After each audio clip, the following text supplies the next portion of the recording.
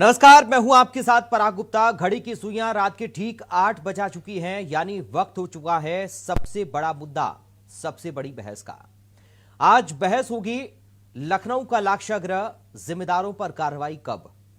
उत्तर प्रदेश की राजधानी लखनऊ के अलीगंज से उठी वो चीखें जिन्होंने आज पूरे सूबे की रूह को कपा दिया है।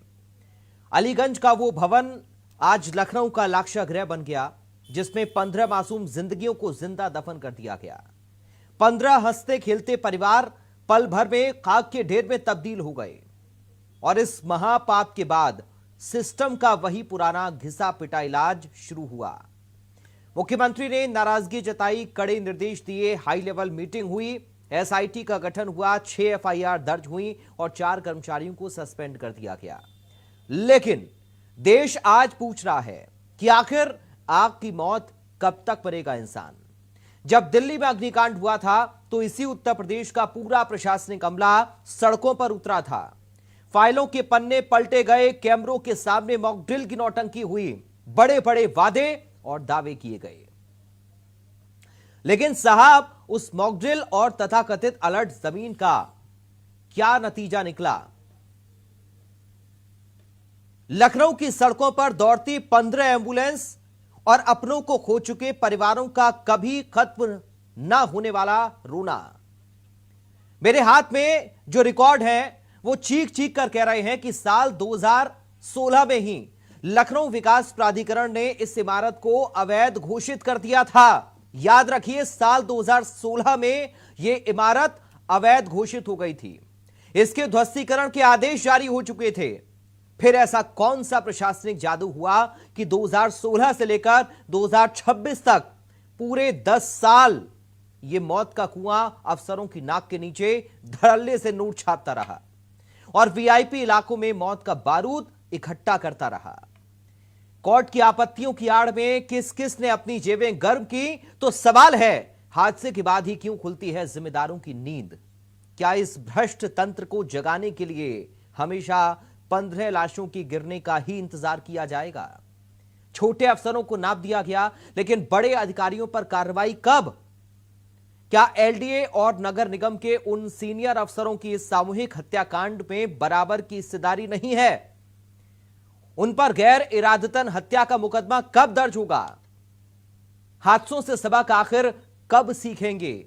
और आज का सबसे बड़ा सवाल, इन 15 मौतों का असली गुनहगार कौन। वो शॉर्ट सर्किट की एक चिंगारी या पूरा भ्रष्ट सिस्टम जो चंद रुपयों की खातिर हर शहर में ऐसे टाइम बमों को हरी झंडी बांट रहा है। आज इन्हीं सुलगते सवालों के साथ हम करेंगे सबसे बड़ी बहस।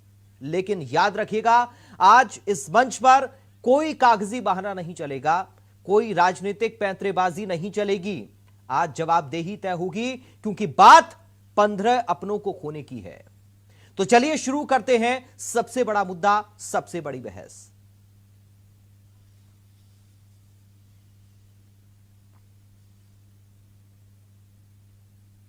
और आज कई सवाल भी हैं, कुछ सवाल जिन पर आज हमारी नजर है। आज इन सवालों के इर्द गिर्द हमारी बड़ी बहस रहने वाली है। विकराल आग कब तक लेगी जान, यह बड़ा सवाल है। आगजनी, भारी सिस्टम फेल और सोते अधिकारी। छोटे अफसरों पर गिरी गाज, बड़े अफसरों पर कब होगी कार्रवाई। एलडीए, पुलिस या फायर विभाग, आखिर कौन है जिम्मेदार। अग्निकांड की जिम्मेदारी कब होगी तय। यह आज बड़े प्रश्न हैं जो हम इंडिया न्यूज पर बड़ी बहस में उठा रहे हैं। आज ये बड़ी बहस के बड़े सवाल हैं। आगजनी, भारी सिस्टम फेल और सोते अधिकारी। छोटे अफसरों पर गाज तो गिरी, लेकिन बड़े अफसरों पर कार्रवाई कब होगी, यह बड़ा सवाल है। लखनऊ विकास प्राधिकरण, पुलिस विभाग या कोई और डिपार्टमेंट। अग्निकांड की जिम्मेदारी आखिर कब तय होगी और किसकी यह जिम्मेदारी है। बड़े अधिकारियों पर, बड़े लोगों पर कार्रवाई कब होगी। और सबसे बड़ा सवाल यह कि अधिकारी कब तक सोते रहेंगे। एक और घटना लखनऊ में हो गई आगजनी की। इस तरह की घटनाएं आखिर कब तक होती रहेंगी। ये तस्वीरें आप जरा देखिए, ये रोंगटे खड़े कर देने वाली तस्वीरें हैं। जो बच्चे ऊपर इस बिल्डिंग में मौजूद थे वो अपनी जान बचाने के लिए कांच को तोड़कर कूदते हुए नजर आए। यह है सिस्टम का फेलियर। सिर्फ एक सीढ़ी जहां पर आग का तांडव, तो कैसे वो सभी लोग नीचे उतर कर आते, ये किसी ने नहीं सोचा यहां पर इन संस्थानों को संचालित करने से पहले कि अगर कोई आपात स्थिति आई तो फिर क्या।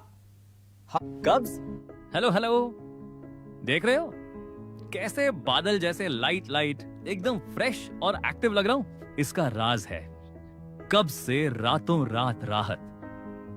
थैंक यू झंडू नित्यम। आज ही ले आइए झंडू नित्यम 100% आयुर्वेदिक कब्ज नाशक। उन सभी बच्चों के वो मां बाप इंतजार कर रहे हैं कि कब बड़ी कार्रवाई उन लोगों पर हो जो इसके लिए दोषी हैं। हमारे साथ कुछ खास मेहमान जुड़ेंगे, लेकिन सबसे पहले मैं अभिषेक सिंह का रुख कर रहा हूं। हमारे संवाददाता लखनऊ से इस वक्त घटनास्थल से हमारे साथ जुड़ गए हैं। अभिषेक, जब ये धधकती आग की तस्वीरें सामने आई इस इलाके से, तो वाकई में हर किसी की रूह कांप गई। कैसे वो बच्चे दम घुटते घुटते मर गए, कैसे अपनी जान बचाने के लिए कांच तोड़कर बिल्डिंग से कूद रहे थे, कैसे वायर के जरिए खुद को लटकाकर नीचे उतारने की कोशिश कर रहे थे, लेकिन यह स्थिति बनी क्यों? क्या इसके लिए सिस्टम जिम्मेदार नहीं है? और सबसे बड़ी बात यह है अभिषेक कि 2016 में ही जब इसे ध्वस्त करने का आदेश जारी हो गया था, तो 10 साल आखिर क्यों लगे? और 10 साल के बाद भी जब यह घटना हुई है, यह दुर्घटना हुई है, तब जाकर अधिकारियों की आंखें खुली हैं। अभिषेक, चला गया आपको कुछ कहना? बिल्कुल, देखिए मैं जहां मौजूद हूं उसके ठीक पीछे की तस्वीरें आप देखिए। यही वो जगह है जो उन 15 मासूम बच्चों के लिए लाक्षागृह बन गया था। पूरी बिल्डिंग के चारों तरफ से देखिए, कोई फायर एग्जिट नहीं बनाया हुआ है। फायर सेफ्टी नॉर्म्स को पूरी तरह ताक के रखा गया है। एसआईटी की टीम आज यहाँ पहुंची थी, फॉरेंसिक की टीम्स पहुंची थी, इनिशियल एविडेंसेस कलेक्ट किए गए हैं। 7 दिन के भीतर बड़ी कार्रवाई होना निश्चित है। मुख्यमंत्री योगी आदित्यनाथ खुद यहाँ पहुंचे थे और उनके चेहरे की भावभंगिमा और नाराजगी सीधे देखने को मिल रही थी। लेकिन सबसे बड़ी बात जो हम तस्वीरों में अभी दिखा रहे हैं और इंडिया न्यूज पर दर्शक हमें देख रहे हैं कि किसी भी बिल्डिंग को कहीं पर भी कमर्शियल एक्टिविटी करने के लिए बाकायदा फायर सेफ्टी नॉर्म्स को पूरा करना होता है। उसके तहत बिल्डिंग के अगल और बगल फायर सेफ्टी व्हीकल जाने की जगह दी जाती है। साथ ही साथ बिल्डिंग के पीछे के हिस्से में भी कोई ऐसी जगह होनी चाहिए जहां से आग लगने की स्थिति में फायर सेफ्टी व्हीकल वहां पहुंच सके और आग बुझा सके। लेकिन यहां पर यह सारी चीजें गायब है। 15 बच्चों के लिए लाक्षागृह बन जाने वाली ये बिल्डिंग, किसके कहने पर उस वक्त 2016 में जब इसे सील किया गया था, इसे सील खोल दी गई और ये बिल्डिंग चलती रही। और उसके बाद अभी तक कौन वो लोग थे जो इस बात को नजरअंदाज किए बैठे थे? किनको मोटी रकम पहुंच रही थी जो चुपचाप आंखें मूंद कर इस बिल्डिंग पर यह कमर्शियल एक्टिविटी होती देख रहे थे? और देखिए, दिलचस्प बात यह कि आज जब कल ये पूरी घटना हुई, मुख्यमंत्री के सख्त रुख देखने को मिले, तो इसी पूरे इलाके में कई सारी कमर्शियल एक्टिविटी कर रहे बिल्डिंग के लोगों ने अपनी बिल्डिंग से बोर्ड हटाना शुरू कर दिए। ये डर नहीं तो और क्या है? और कई ऐसे अधिकारी जो मुंह छुपाए घूम रहे हैं, जो जिम्मेदारी जिनके ऊपर थी कि वो इस तरह की कमर्शियल एक्टिविटी पर आकर नजर बनाए, वहां फायर सेफ्टी नॉर्म्स है कि नहीं, इसको चेक करें। अब उन पर गाज गिरनाते हैं। हालांकि आज एसआईटी की टीम यहां पहुंची थी, फॉरेंसिक टीम्स यहां पहुंची थी, इनिशियल एविडेंसेस कलेक्ट किए गए हैं। मुख्यमंत्री की नाराजगी के सामने अब अधिकारियों ने घुटने टेक दिए हैं और उन्हें सही चेहरा सामने लाना होगा। छोटे चेहरों पर, छोटे कर्मचारियों पर नहीं, बल्कि उन बड़ी कुर्सियों पर बैठे कर्मचारी जो आंखें मूंद कर बैठे हुए हैं। और इस तरह की घटनाएं होने पर हम बड़ी कार्रवाइयां देखते हैं, तब हम बातें करते हैं कि फायर सेफ्टी नॉर्म्स हो। बीते दिनों दिल्ली में एक बड़ी घटना हुई, लखनऊ में इतनी बड़ी घटना, 15 वो नए बच्चे जो अपने भविष्य को तराश रहे थे यहां पर आकर, वो आग में झुलस कर खत्म हो गए। आज हम कई सारे बच्चों के परिवार से जाकर मिले, कोई कुछ कहने को, कोई बात करने के लिए हैसियत में नहीं था। इस तरह से गमगीन था परिवार। और साथ ही साथ कई ऐसे बच्चे जो अकेले अपने परिवार में थे, अपने बूढ़े माँ बाप की बुढ़ापे की लाठी बने थे, वो इस आग ने निगल लिया है, जिसके पीछे कई सारे ऐसे चेहरे हैं जो धीरे धीरे सामने आएंगे। ठीक है अभिषेक, आप बने रहिए मेरे साथ। खास मेहमान जुड़ गए हैं, अविरल मलिक हमारे साथ बीजेपी से जुड़ गए हैं। बहुत स्वागत है अविरल जी आपका। हमारे साथ अतुल यादव जी जुड़ गए हैं समाजवादी पार्टी से। अतुल जी आपका स्वागत है। और पूर्व डीजीपी लक्ष्मी नारायण जी हमारे साथ जुड़ गए हैं। सर आपका बहुत स्वागत है। और सिद्धार्थ भी हमारे साथ बने हुए हैं, हमारी संवाददाता। सिद्धार्थ मैं आपके पास भी आऊंगा। लक्ष्मी नारायण जी, सर कब तक इस तरह की घटनाओं में लोगों की जान जाती रहेंगी? आज ये सवाल पूरा देश पूछ रहा है और इस घटना ने वाकई में देश को झकझोर कर रख दिया है। जिस तरह की ये घटना हुई, कई सारे सवाल सिस्टम को लेकर खड़े हो रहे हैं।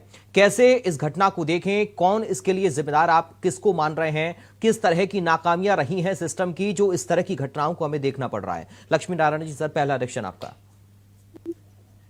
देखिए, सबसे पहले तो सबसे ज्यादा जिम्मेदार सर मैं माफी चाहूंगा, आपकी आवाज में थोड़ा सा डिस्टरबेंस आ रहा है, उसको हम एक बार ठीक कर लेते हैं, फिर मैं आपके पास लौट कर आ रहा हूं, क्योंकि आप जो बोल रहे हैं वो समझ हमें आएगा नहीं। अविरल जी, आपको मेरी आवाज आ रही है क्या?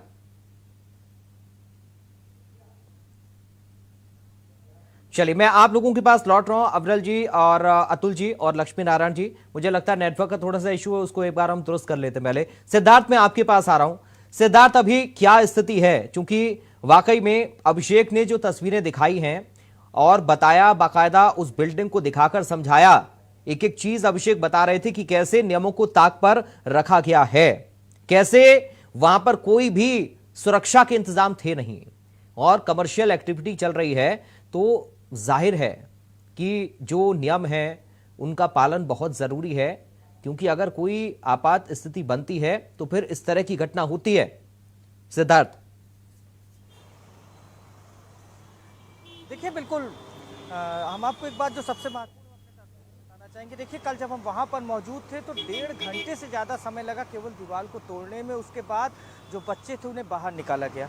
तो कुल मिलाकर इस तरीके की घटना ने बड़ा सवाल खड़ा कर दिया है। खास करके तमाम सवाल अब उनके परिजन पूछ रहे हैं, लखनऊ वासी पूछ रहे हैं कि ये जो कार्रवाई होनी चाहिए वो कड़ी कार्रवाई होनी चाहिए। जो लोग हैं वो ये मांग कर रहे हैं। आज सीएम योगी आदित्यनाथ ने बिल्कुल साफ शब्दों में कहा कि जवाबदेही सबकी तय होगी। और आज महत्वपूर्ण बैठक की गई, तमाम जो अधिकारी थे वो मौजूद थे, एलडीए के वीसी मौजूद थे। उनसे सवाल किया सीएम योगी आदित्यनाथ ने। जो सोर्सेज से खबरें निकलकर सामने आ रही हैं कि 1 जनवरी से लेकर आज तक 7 जोन में आपने क्या क्या कार्रवाई की और क्या क्या कार्रवाई की गई आपके द्वारा, तमाम कौन कौन सी बिल्डिंग सील की गई। तो कुल मिलाकर सीएम योगी आदित्यनाथ काफ़ी नाराज हैं और बिल्कुल ये समझ लीजिए कि कई बड़े अधिकारियों पर भी कार्रवाई हो सकती है। जिस तरीके से सीएम योगी आदित्यनाथ नाराज है, आप समझ सकते हैं। अलीगढ़ का दौरा बीच में खत्म करके सीएम सीधे यहाँ पहुंचे थे।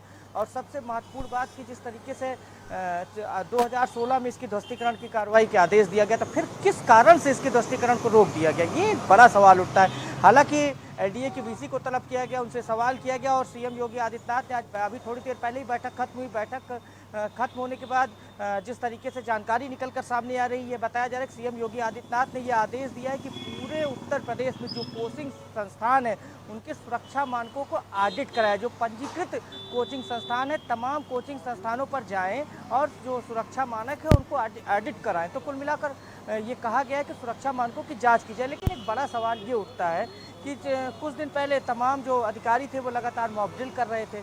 चाहे डीजी फायर की बात कर ले, तमाम ऐसे अधिकारी थे जो कहीं ना कहीं उनकी नज़र ऐसे संस्थानों या ऐसे बिल्डिंग पर क्यों नहीं पड़ती है।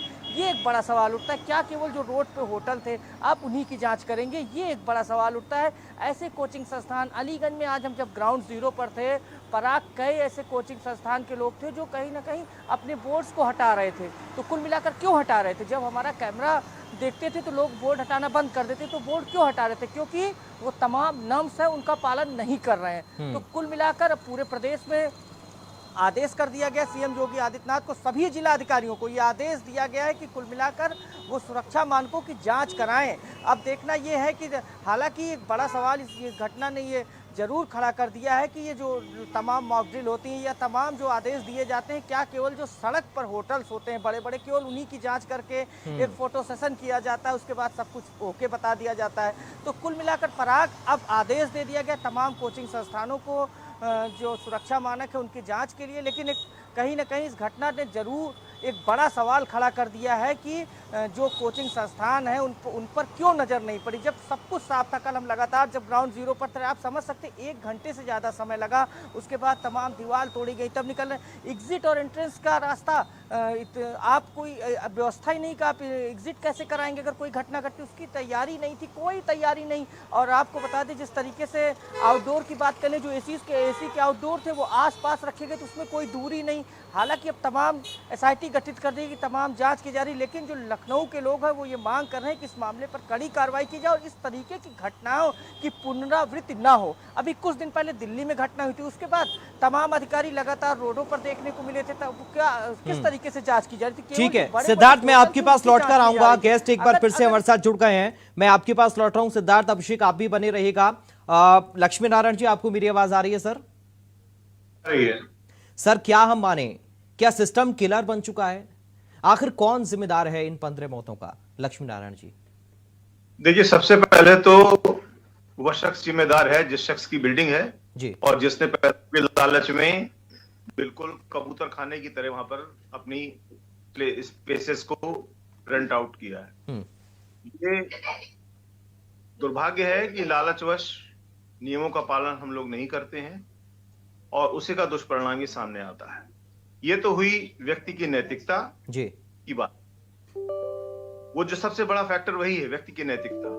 लेकिन दूसरा फैक्टर जो है वो ये है कि जो प्रशासनिक मशीनरियां हैं वो लोग भी जाते हैं, सभी जगह से गुजरते हैं, सभी जगह जाते हैं, इनके प्रॉपर्ली चेकिंग भी होती चाहिए और चेकिंग के साथ साथ में ये बात भी सुनिश्चित होनी चाहिए कि क्या नियमों का पालन हो रहा है। जहां पर नहीं होता है वहां पर प्रॉपर कार्रवाई हो। लेकिन दुर्भाग्य क्या है, 2 चीजों का है। एक तो यदि आप कहीं पे एनओसी लेने जाइए तो वो आपको चूस लेंगे, मतलब दिस इज ए फैक्ट। वो आज की बात नहीं है, ये 1947 से अब तक का यही हाल है, इसमें कोई परिवर्तन नहीं हुआ है। दूसरा क्या है कि सामान्य रूप से आदमी को पिलर टू पोस्ट दौड़ना पड़ता है किसी एक कार्य के लिए। सिस्टम ऐसा क्यों नहीं कर सकता है कि हमको अप्लाई करना है, हमने एक जगह अप्लाई कर दिया, अब ये उनकी जिम्मेदारी है कि वो 7 जगह से हमको एनओसी दिलाएं, चाहे 5 जगह से दिलवाएं एनओसी, या जो भी कराएं। हमने अपना टारगेट बता दिया कि साहब हम यहाँ पर जो है रेंट।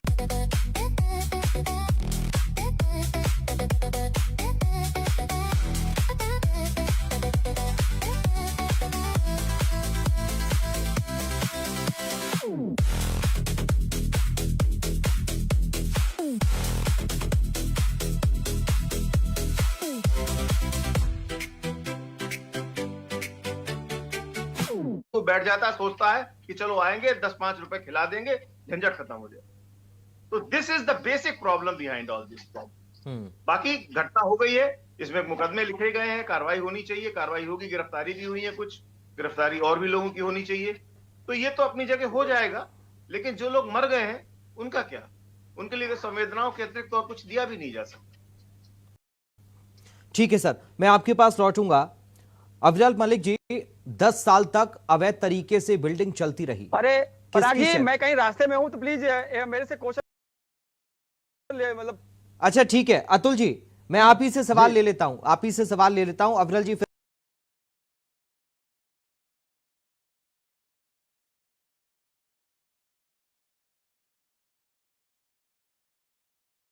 मैं आप ही से सवाल ले लेता हूं, आप ही से सवाल ले लेता हूं। अफजल जी फिर मैं आपके पास आ रहा हूं। अतुल जी, किसको आप जिम्मेदार मान रहे हैं? बताया जा रहा है कि 2016 में ही सर इसको ध्वस्त होना था, अवैध घोषित कर दी गई थी बिल्डिंग, लेकिन 10 साल तक चलती रही है बिल्डिंग। वही सवाल आपसे मेरा। पराग गुप्ता जी, ये साफ गोई से अगर कहा जाए तो देखो भ्रष्टाचार का एक मामला है, और रही बात अगर इस पर माननीय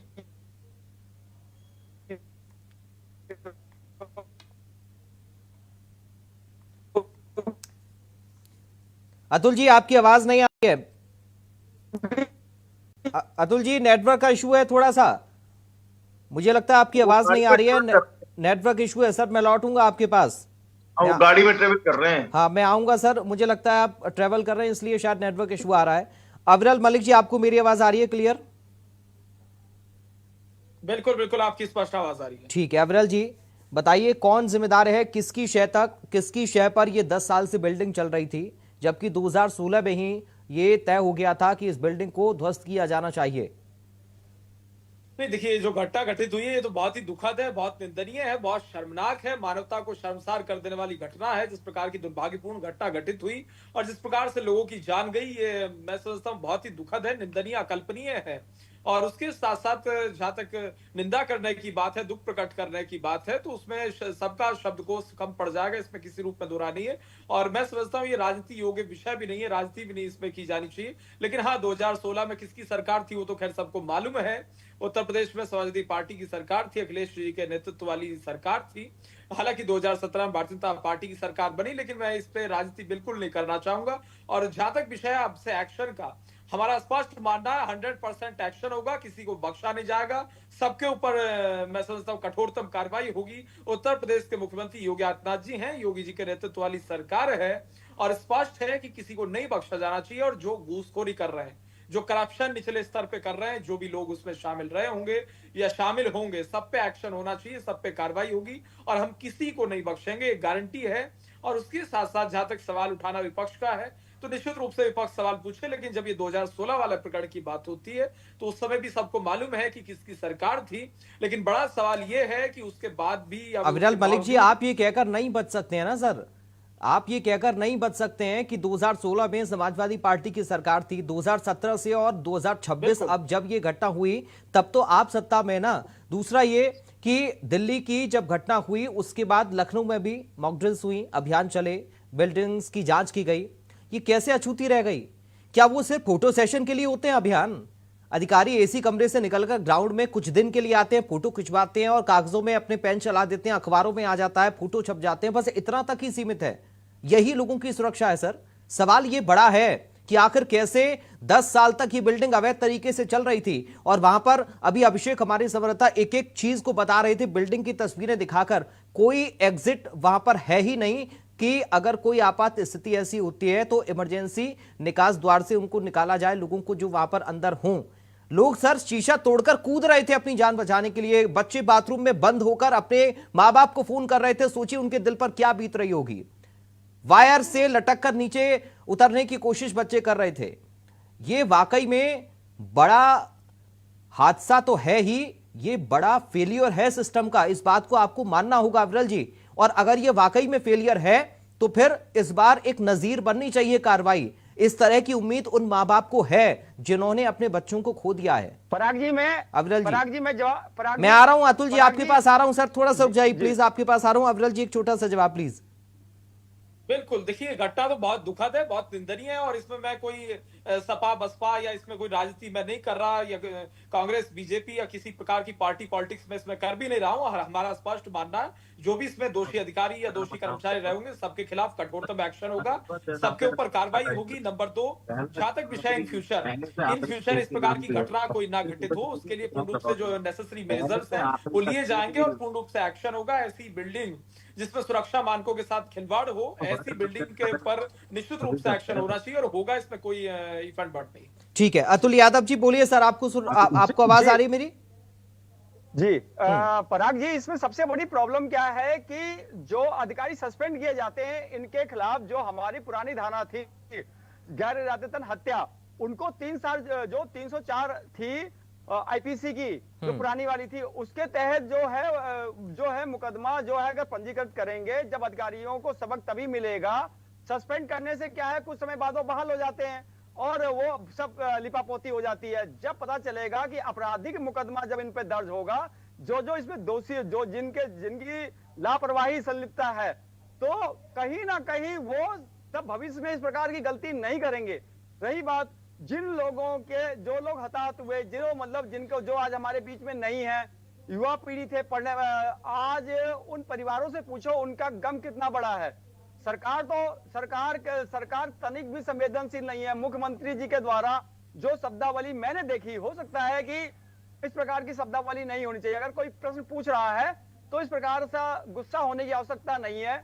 हर आदमी अपनी सरकार से प्रश्न पूछता है, ये सांसद हो, विधायक हो, मंत्री हो, उसे जब जिसका जाता है उसका दर्द होता है, लेकिन सरकार को दर्द महसूस नहीं हो रहा है। और रही बात, जब तक अधिकारियों पर आपराधिक मुकदमा दर्ज नहीं होगा, ये लोग इसी प्रकार का कार्रवाई करते रहेंगे। 9.5 साल से ऊपर की सरकार हो गई, मैं इस पर राजनीति नहीं करना चाहता हूं, लेकिन अगर सरकार का भय होता तो कहीं ना कहीं इस प्रकार की घटना नहीं घटती और न इस प्रकार की घटना घटनी चाहिए। एक सवाल आपके ऊपर भी दाग दिया है विरल जी ने। 2016 में आप थे, 2016 में इस बिल्डिंग को अवैध घोषित किया गया था, क्यों कार्रवाई इस पर नहीं हुई, ये भी सवाल आपके ऊपर उन्होंने दाग दिया है। नहीं, सुन तो लीजिए जी पराग जी, हमारे द्वारा बिल्डिंग अवैध घोषित कर दी गई थी 2017 में। तो फिर सरकार किसकी आ गई, चुनाव का समय था, तो अधिकारियों द्वारा जो कार्रवाई पे उस पे क्या हुआ ये एक जांच का विषय है। हमारे द्वारा तो उसे अवैध घोषित कर दिया गया था ना, उसमें मतलब उसकी एनओसी वगैरह सब खारिज कर दी गई थी। तो हमारी सरकार के द्वारा 2016 में आप पता लगा लीजिए खारिज, जो 9.5 साल से ये क्यों बचने की कोशिश करते हैं। ठीक है, जो घटना तो इनके समय पे हुई ना, वो बच्चे जो जिन्हों 15-16 जो बच्चों की जो जान चली गई, जो वो तो नहीं वापस आ पाएगी। तो लीपापोती ये ना करें, हम राजनीति नहीं करना चाहते हैं, लेकिन दोषी जो है भारतीय जनता पार्टी की वर्तमान की सरकार है। ठीक है सर, मैं लौटूंगा आपके पास। हमारे साथ सैयद फिरोज आलम हमारे संवाददाता KGMU से जुड़ गए हैं इस वक्त। फिरोज, क्या है वहां पर स्थिति अभी?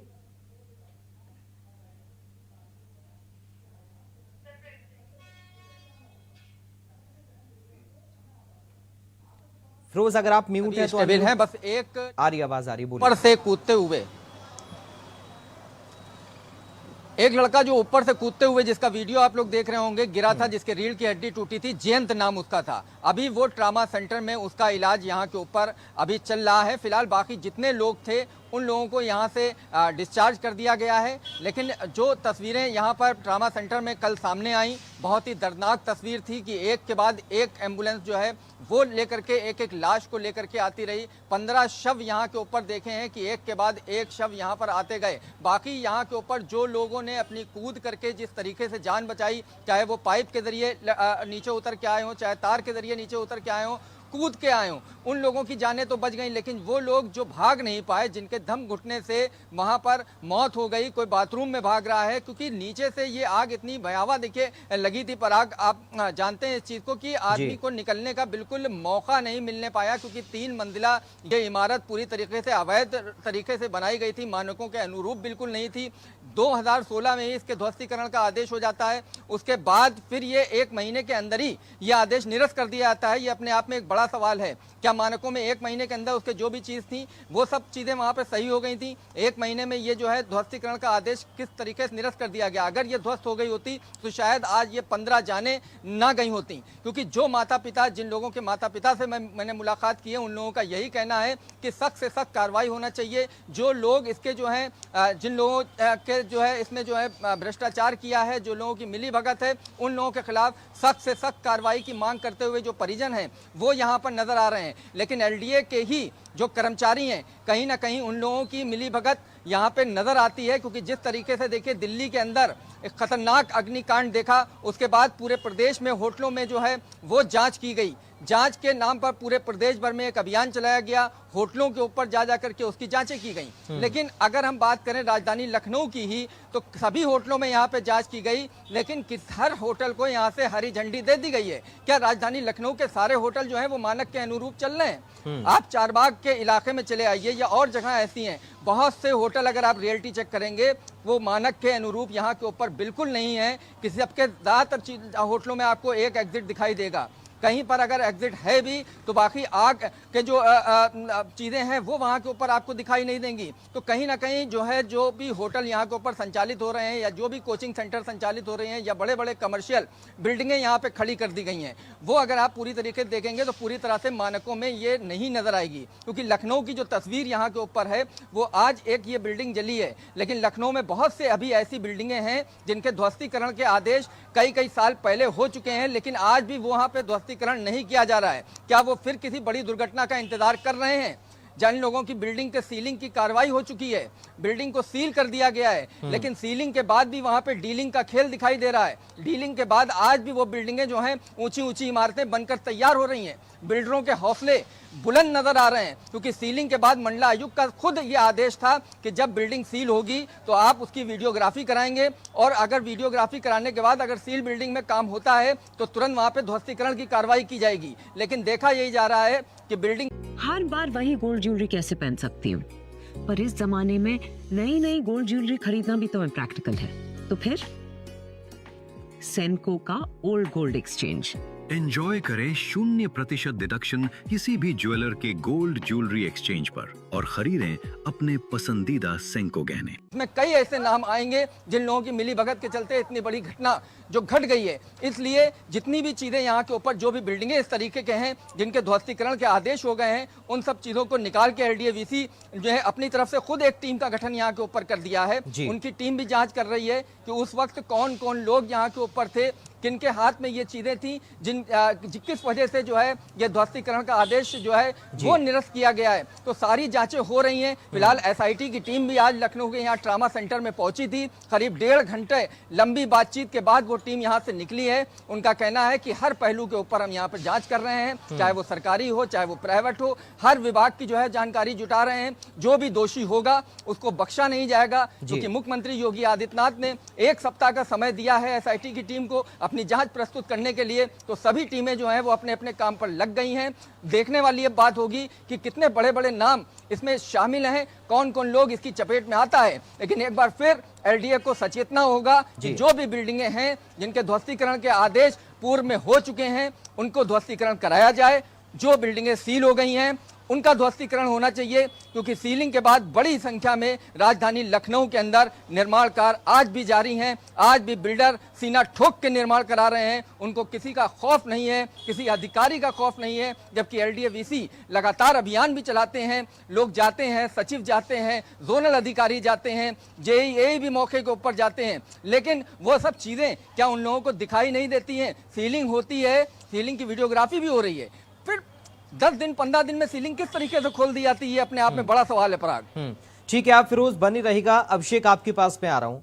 अभिषेक, खबर मुझे ये भी मिली है कि वहां पर ऑटोमेटिक डोर लगा हुआ था, और अगर वाकई में लगा हुआ था तो सवाल फिर ये है कि किसकी सुरक्षा के लिए था वो, और कैसी सुरक्षा के लिए था कि जब आपात स्थिति आई तो वो ऑटोमेटिक डोर भी लॉक हो गया होगा और वही मुसीबत का कारण भी बन गया होगा। तो फिर इस तरह की सुरक्षा, एक अवैध बिल्डिंग में ऑटोमेटिक गेट भी लगाया जा रहा है, आखिर किस बात की सुरक्षा करना चाह रहे थे वहां के बिल्डिंग मालिक? और सवाल यह भी अभिषेक है, क्या कार्रवाई के लिए बलि के बकरे ढूंढे जा रहे हैं या फिर वाकई में एक्शन बड़ा हो रहा है, इसकी तैयारी है? अभिषेक, देखिए, शुरुआती कार्रवाई में तो 4 लोगों के खिलाफ कार्रवाई हुई, जेल भेजा गया, सस्पेंशन की कार्रवाई भी की गई। लेकिन थोड़ा बिल्डिंग को मैं फिर से दिखाता हूं आपको जी। ये जो बिल्डिंग, इसका जो पहले फ्लोर के अलावा जो दूसरा फ्लोर है, उस फ्लोर पर कहा जा रहा है कि बायोमेट्रिक लगा हुआ था। बायोमेट्रिक वो दरवाज़ा होता है जिसमें कोड या फिर फिंगरप्रिंट इंक्रिप्ट करना होता है, तब वो दरवाज़ा खुलता है।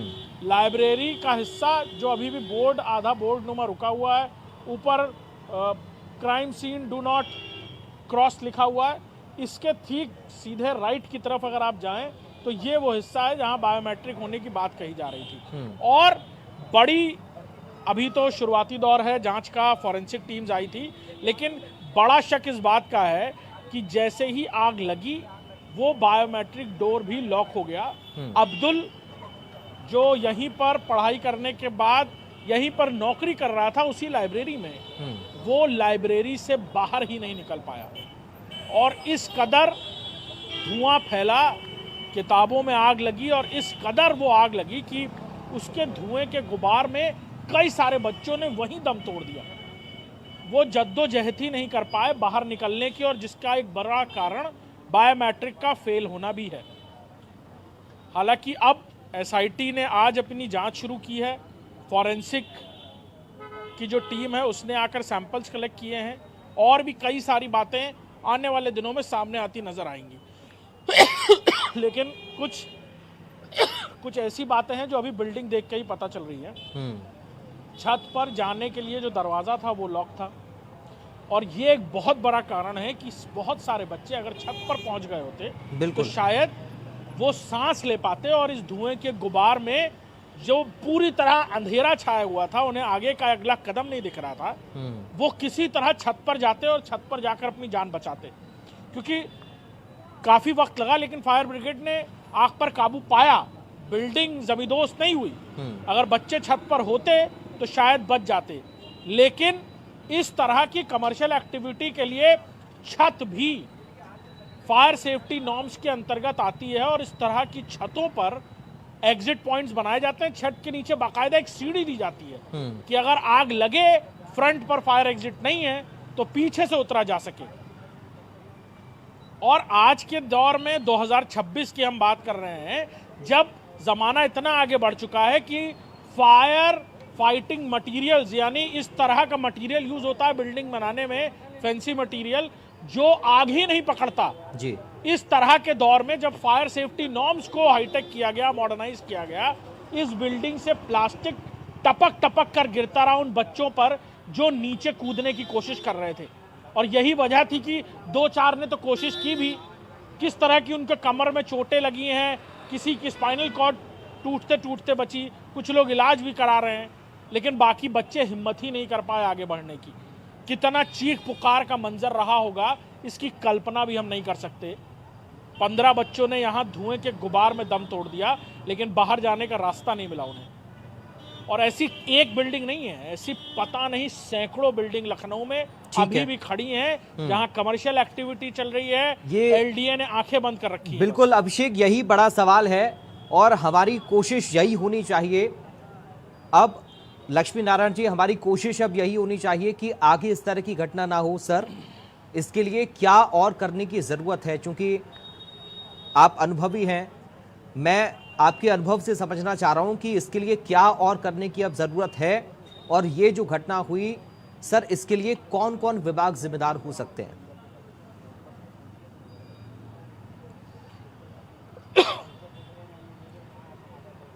सिस्टम, सिंगल विंडो सिस्टम के अंदर जब ये सब चीजें आ जाती हैं तो आसानी हो जाती है कमर को भी और प्रसम को भी। अभी क्या है ना कि ऐसे फायर ब्रिगेड का लेना है, नगर निगम का लेना है, एलडीए से लेना है, और भी बहुत चीजें हैं, रेस्टोरेंट का है, फूड डिपार्टमेंट से अलग लेना है, तो बहुत सारी चीजें हैं। फायर की बात कर रहा मैं, सारी चीजें जो जुड़ी हुई हैं बस। तो सिंगल विंडो से हमको डेवलप की जरूरत है। और बात यह है कि ऑफिस अपनी जिम्मेदारी को सिंसियरली निभाएं तो रेस्टोरेंट होंगे, लेकिन वो कहीं ना कहीं बहुत सारी चीजों के साथ जुड़ जानी चीजें, और व्यक्तिगत लोगों की अपनी आवश्यकताएं, लोगों की जरूरतें हैं जो हैं, तो उन सब करने में चीजें हो बात नहीं है। अगर सिविल वे में देखा जाए वो तो नारों में ही चीज को होना चाहिए, और गाड़ी जाते हैं। बहुत सारी ऐसी भी जगह जहाँ गलियों के अंदर छोटे प्लॉट्स, बड़े बड़ी ऊंची इमारतें हैं और कोचिंग चल रहे हैं। कोचिंग तो मुझे लगता है जरूर होती है के अंदर है, अमीना क्षेत्र में, चाहे आपके क्षेत्र में, छोटे छोटे जगहों पर बना रहे हैं लोगों ने, और सबको चला रहा है, लेकिन उस कोई ध्यान नहीं हो पा रहा है। तो ये देखने की जरूरत है। करेंगे तो ठीक है। मैं सर लौट रहा हूँ आपके पास, थोड़ा सा नेटवर्क इशू फिर से हो रहा है, उसको हम ठीक करते हैं। अतुल जी, आपको मेरी आवाज आ रही है क्या? अतुल जी, फराग जी, मेरी आवाज मिल पा रही है आपको? हाँ, आपकी आवाज मुझे आ रही है सर। सर, कैसे इस पूरे घटनाक्रम को लेकर अब हम एक एक जिम्मेदारी तय कर रहे हैं, ये सबके सामने है। और अब सवाल सर उन माँ बाप के सामने भी है कि आखिर उनके बच्चों का क्या कसूर था, आखिर उनका क्या कसूर है कि वो अपने बच्चों को पढ़ाई के लिए किसी इंस्टीट्यूशन में भेजते हैं ताकि वो अपने बेहतर अपने भविष्य को उज्जवल बना पाएं। लेकिन सवाल वही है सर, घूम फिरकर सारी बातें सिस्टम पर आती हैं। ये जिम्मेदारी उस बिल्डिंग मालिक की भी होनी चाहिए कि आखिर क्यों वहां पर इस तरह का संस्थान संचालित था, अगर कोई आपात स्थिति से निपटने के इंतजाम नहीं थे। लेकिन सिस्टम को कैसे हम नकारें, सिस्टम की नाकामी को हम कैसे नकारें, जो लगातार इस तरह के अभियान चलाकर कि हम कार्रवाई कर रहे हैं या हम चेकिंग कर रहे हैं, जनता को गुमराह कर रहे हैं। और जनता को गुमराह कर रहे हैं तो क्या यह माना जाए कि शासन को भी गुमराह कर रहे हैं? क्या बड़ी जिम्मेदारी अधिकारियों की ही है और उन लोगों पर कार्रवाई के लिए अब क्या एक्शन होना चाहिए? अतुल जी,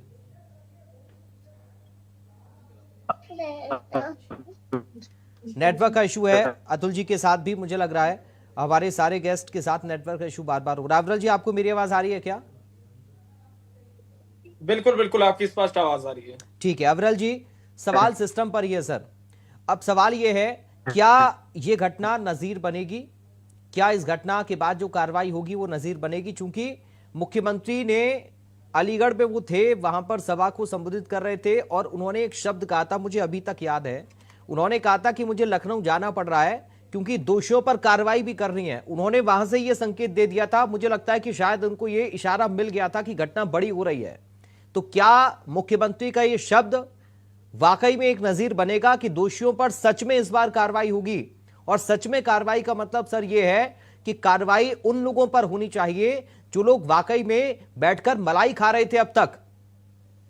जितने दोषी हैं, जो भी दोषी है, जिस भी स्तर का दोषी है, सब पे कार्रवाई होनी चाहिए, सब पे कार्रवाई होगी। किसी को नहीं बख्शा जाएगा, इस चीज की हम गारंटी दे रहे हैं। और ना बख्शा जाना चाहिए। आखिर क्यों छोड़ा जाए किसी को? अगर किसी ने क्राइम कमिट किया है, किसी ने अपराध किया है, किसी ने गलत किया है, उस पर एक्शन होना चाहिए, लीगल एक्शन होना चाहिए, कार्रवाई होनी चाहिए। इसीलिए उत्तर प्रदेश में पुलिस है, कोर्ट्स है, न्यायिक प्रणाली है, हमारे देश में जुडिशरी है और एग्जीक्यूटिव है और इतनी संस्थाएं हैं इस देश में। वो इसीलिए हैं कि जो अपराधी हैं उन्हें चुन चुन के बाहर निकाला जाए, पकड़ा जाए, गिरफ्तारी हो और कोर्ट के समक्ष प्रस्तुत किया जाए और उनके ऊपर एक तरीके से कार्रवाई हो। तो उस श्रेणी में सबको लाया जाएगा जिनका भी इसमें अपराध रहा होगा, चाहे उन्होंने घूसखोरी की होगी, पैसा खाने का काम किया होगा या लापरवाही बरतने का काम किया होगा या फिर डायरेक्टली या इनडायरेक्टली जिस भी प्रकार का किसी का भी रोल रहा होगा। नहीं अविरल जी, ये बात तो स्पष्ट है ना, ये बात तो स्पष्ट है। इस बिल्डिंग को देखते हुए, इस बिल्डिंग की तरफ से जो मानकों का पालन नहीं किया जा रहा था, उन तमाम परिस्थितियों को देखते हुए कि इसमें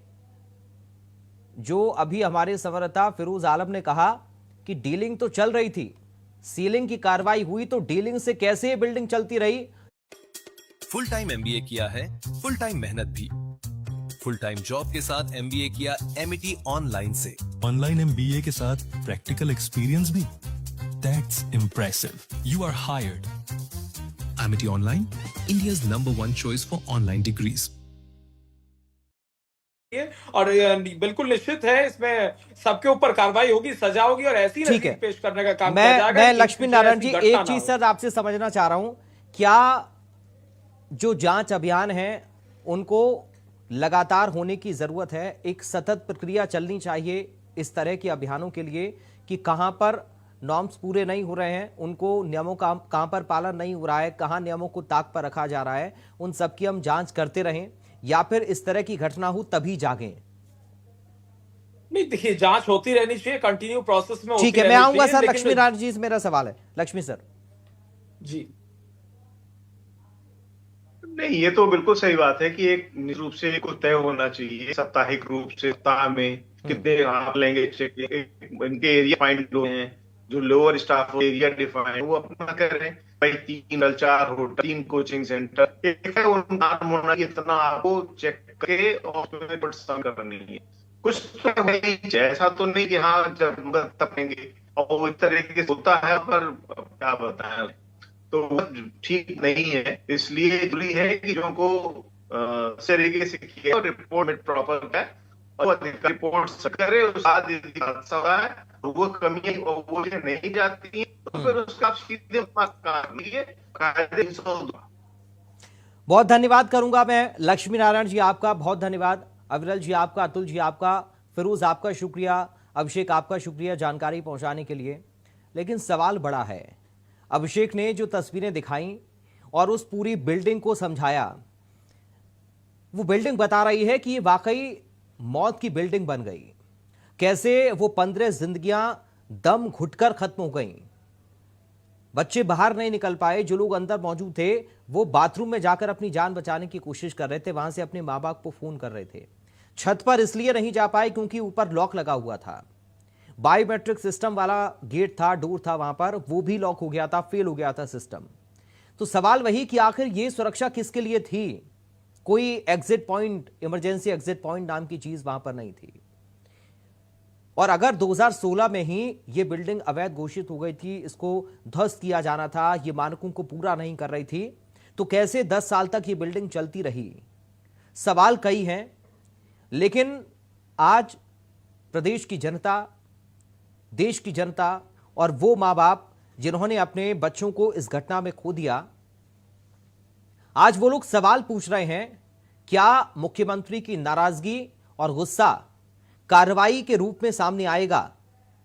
सिर्फ कार्रवाई नहीं, बल्कि एक ऐसी कार्रवाई जो वर्षों तक नजीर बने और कोई भी डीलिंग करने से पहले इस तरह की कार्रवाई को याद करे कि अगर हम भ्रष्टाचार करते हैं, अगर हम घूसखोरी करते हैं, अगर हम डीलिंग करते हैं, अगर हम गलत तरीके से किसी को कोई बिल्डिंग ऑपरेट करने के लिए अलाउ करते हैं, तो फिर हम पर भी वही कार्रवाई हो सकती है और वो कार्रवाई बड़ी होगी। तो हम उम्मीद करेंगे कि ये जो घटना है जिसने पूरे देश को झकझोर दिया, उन मां बाप को झकझोर दिया जिन्होंने अपने बच्चों को खोया है, इस तरह की घटना आगे ना हो, इस तरह की घटना की पुनरावृत्ति कतई ना हो। और अगर कहीं पर भी इस तरह के नियम ताक पर रखे जा रहे हैं तो उन पर भी कार्रवाई होनी चाहिए, उनको हिदायत दी जानी चाहिए और जांच अभियान नियमित तौर पर चलने चाहिए ताकि इस तरह की घटना से छुटकारा हम पा सकें। फिलहाल बड़ी बहस से अभी के लिए मुझे दीजिए इजाजत। नमस्कार।